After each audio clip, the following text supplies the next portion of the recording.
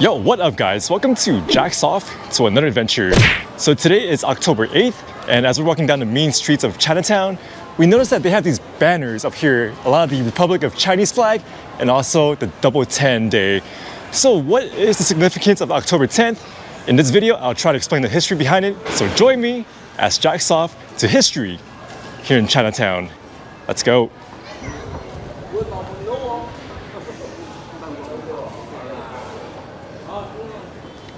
In the 1800s, China was ruled by the Qing Dynasty, which by the way were Manchurians, so there was always that resentment against them. But also around that time though, the Qing Dynasty was going through some tough times, they're going through a steep decline.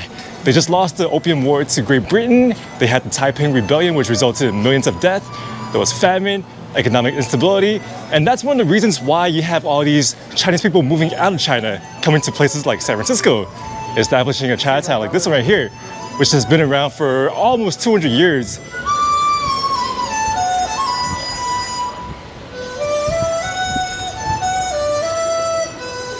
When your country is in steep decline and you feel as though your government doesn't give a shit about you, you're gonna have a lot of pissed off people. And one of such pissed off person is the famous revolutionist Sun Yat-sen, and according to artist interpretation, he looks something like this. So Sun Yat-sen came to all these overseas Chinese community, like over here in San Francisco's Chinatown. He went over to Stockton, he went over to Marysville, he went to the Sacramento Deltas, trying to fundraise and gain support for his revolution against the Qing Dynasty. He was probably saying stuff like, yo, all you Chinese guys, the reason why you guys are here in San Francisco mining for gold, doing hard labor, building railroad, is because of the Qing Dynasty's incompetency. So join me in my revolution and we can overthrow them. Then you guys can all go back home and make sweet love to your wives, to your girlfriends, and see your family. And the dudes are probably like, yeah, viva la revolution. Or actually, no, they would be like, 革命万岁, or 革命万岁, or something like that. I'm sure he didn't say those words exactly, but I'm pretty sure something along those lines. And that's how he gained so much support from the overseas Chinese communities.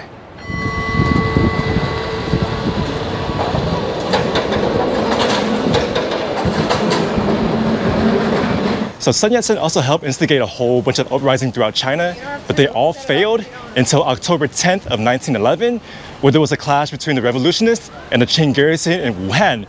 And that event was known as the WuChang Uprising, which kickstarted the XinHai Revolution that ultimately ended the Qing Dynasty and paved way to the Republic of China. So even though the Republic of China was founded on January 1st of 1912, they celebrate October 10th as their national day.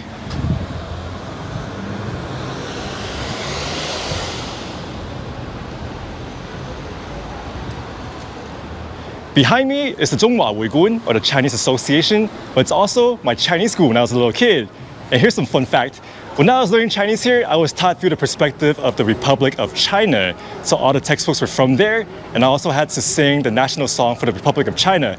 So like 三民主义, 无党所宗, all that stuff. And when you think about the history, it's really interesting. After 1949, when the Communist Party took over and China then became the People's Republic of China, they went through some turmoil. Mainly the Great Leap Forward, the Cultural Revolution that killed a lot of people.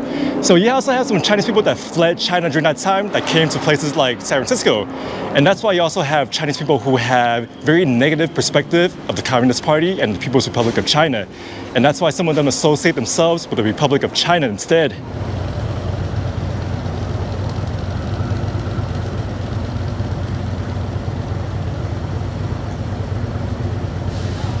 So when I was a little kid here in Chinatown, the only Chinese flag you saw was from the Republic of China. But check it out, times are changing. Here we have the flag of the Republic of China, and over here, we have the flag of the People's Republic of China. Not trying to make this political, just my observations.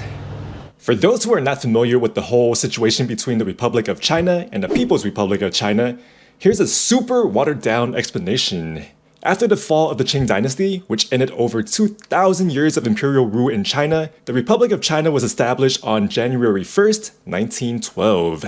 There was a struggle for power, and eventually a huge civil war broke out between two main groups, the nationalists, led by Zhang Jieshi, and the communists, led by Mao Zedong. Skipping all the juicy details of the Civil War, the communists eventually came out on top, and the nationalists were forced to retreat to the island of Taiwan and parts of Southeast Asia. The People's Republic of China was then established on October 1st, 1949, taking control of the mainland. However, they were unable to finish off the remaining nationalists in Taiwan and a few outer-lying islands due to a lack of a navy, foreign intervention, and the Korean War, which happened a year later in 1950. The Civil War technically never ended, so both the People's Republic of China, which is the mainland, and the Republic of China, which consists of Taiwan and a few outer-lying islands like Jinmen and Matsu, exist today. So does that mean there are two Chinas? No, there's currently only one China, but two different Chinese governments claiming they're the legitimate governments of the totality of China.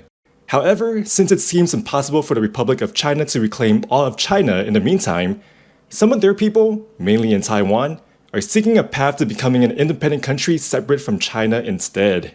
I left out a lot of details regarding this matter, but this is the basic gist of the situation between the Republic of China and the People's Republic of China. So Coach here was born in the PROC, whereas I was born in the ROC, but yet living in America, we have no political beef against each other because we have better things to worry about, like AAPI hate. So hopefully, back in the ROC and the PROC, they can figure something peacefully, but until then, I hope you guys learned something about October 10th, which is the WuChang Uprising and the XinHai Revolution that took down the Qing Dynasty and paved the way for modern China. And as for this video, thank you guys for watching. I hope you guys enjoyed it. Until next time, Jack's off.